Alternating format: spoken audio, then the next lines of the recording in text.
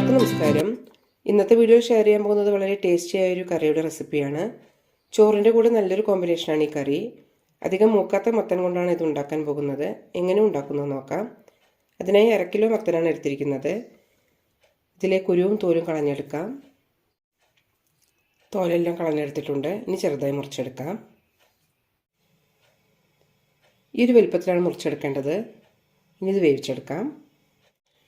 പാനിലേക്ക് 2 ടീസ്പൂൺ എണ്ണ ഒഴിച്ചിട്ടുണ്ട്. ഇതിലേക്ക് കുറച്ച് വെളുത്തുള്ളി അരിഞ്ഞത്, സവാള അരിഞ്ഞത്, ചെറിയ ഉള്ളി അരിഞ്ഞത് ഇടാം.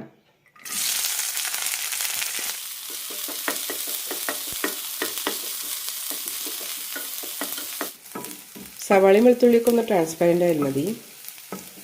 ഇനി ഇതിലേക്ക് കുറച്ച് മസാലപ്പൊടികൾ ചേർക്കാം.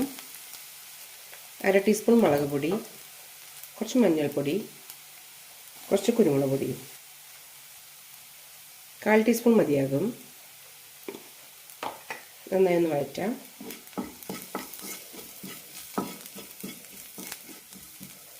ഇതിലേക്ക് കഷ്ണങ്ങളിടാം.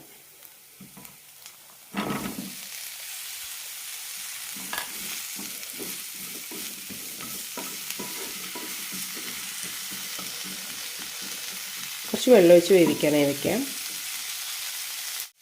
കുറച്ച് വെള്ളം ഒഴിച്ചാൽ മതി.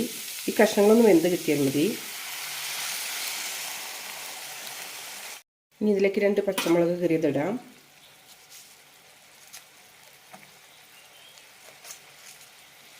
ആവശ്യത്തിന് ഉപ്പും ചേർക്കാം. ഇനി അടച്ചു വെച്ച് വേവിക്കാം.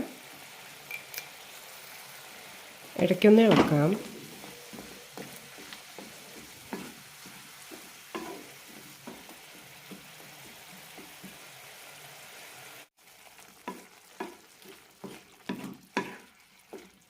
കഷ്ണങ്ങളൊക്കെ വേവാൻ തുടങ്ങിയിട്ടുണ്ട്.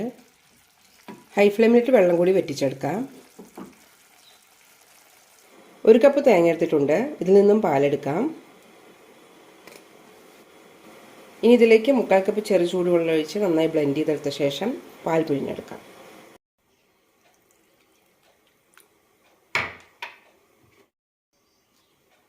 ഇതിലേക്ക് അരച്ചെടുക്കാം.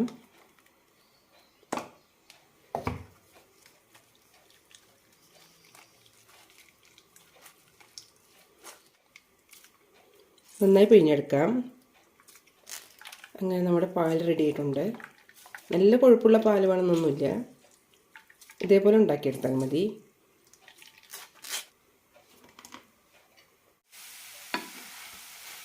കഷ്ണങ്ങളൊക്കെ നന്നായി വെന്തിട്ടുണ്ട്. വെള്ളം വറ്റിയിട്ടുണ്ട്. ഇനി ഇതിലേക്ക് തേങ്ങാപ്പാൽ ഒഴിക്കാം.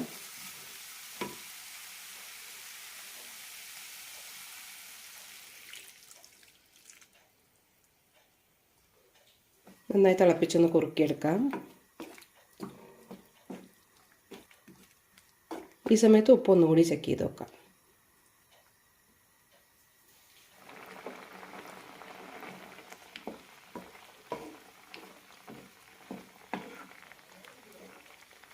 വല്ലാതെ കുറുകി കിട്ടണ്ട, കുറച്ച് ഗ്രേവി വേണം.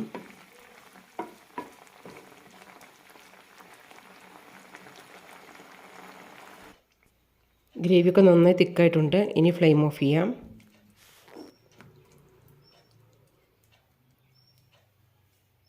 ഇനി ഇതിലേക്ക് കടുകും കറിവേപ്പിലയും ചുവന്നമുളകുമാണ് തളിച്ചിരിക്കുന്നത്. ഇത് കൂടി ഇടാം.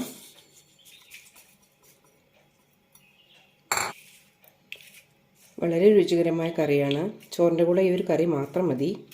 എല്ലാവരും ഒന്ന് ട്രൈ ചെയ്ത് നോക്കൂ.